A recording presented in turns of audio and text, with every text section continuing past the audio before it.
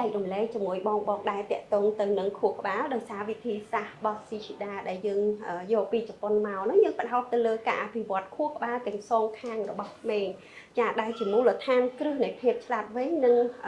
ការរៀបចំនៅអត្តចរិតល្អរបស់កូនណាបងចាអញ្ចឹងខ្ញុំសូមចែករំលែកបងបន្តិចតាក់ទងទៅនឹងប្រព័ន្ធកោសិកាខួរក្បាលហើយខ្ញុំជឿថា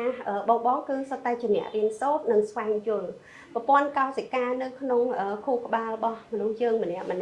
គ្រាន់តែនៅក្នុងដំណាក់កាលមានផ្ទៃពោះគឺមិនតិចជាង400លានកោសិកាគឺត្រូវបានបង្កើតឡើងហើយចាអញ្ចឹង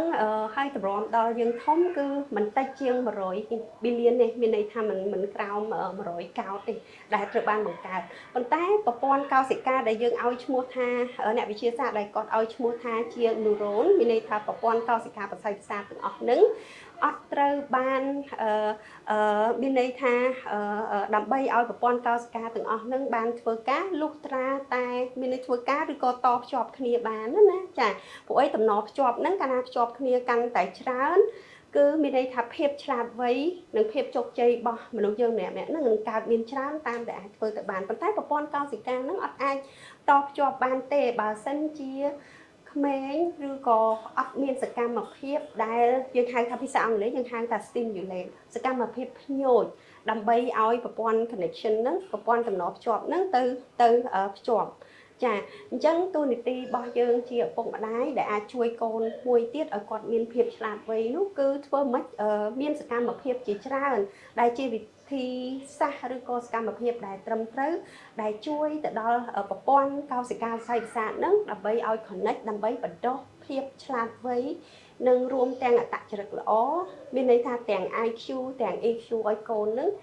បានគឺជាតួនាទីនិងភារៈរបស់យើងជាឪពុកម្ដាយចាហើយខ្ញុំជឿថាបងទាំងអស់គ្នាជាអ្នករៀនសូត្រជាអ្នកសិក្សាស្រាវជ្រាវបងអាចសិក្សាបន្ថែមកន្លែងនេះបានចាអញ្ចឹងមិនមែនជារឿងដែលធ្វើតែមួយថ្ងៃទៀតទេចាមានន័យថាប្រព័ន្ធកោសិកានិងការរីកចម្រើនខួរក្បាលនរ៉ុនហ្នឹងគឺមានន័យថាកើតឡើងជារៀងរាល់ថ្ងៃហើយការអភិវឌ្ឍកូនឱកាសនៅក្នុងការ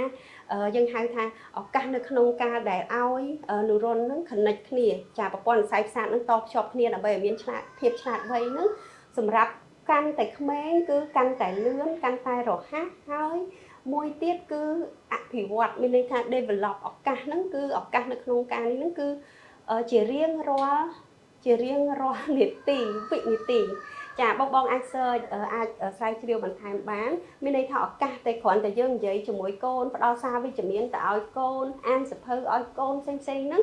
គឺមានន័យថាឱកាសដែលកូន develop គឺរៀងរាល់វិនាទីមិនមែន1ម៉ោងមិនមែន1ថ្ងៃប៉ុន្តែរៀងរាល់វិនាទីចឹងណាបងទាំងអស់គ្នាកាន់តែទូចខួរក្បាលរបស់គាត់គឺកាន់តែល្អឱកាសនៅក្នុងការតភ្ជាប់ដើម្បីឲ្យគាត់មានភាពឆ្លាតវៃហ្នឹងគឺកាន់តែខ្លាំង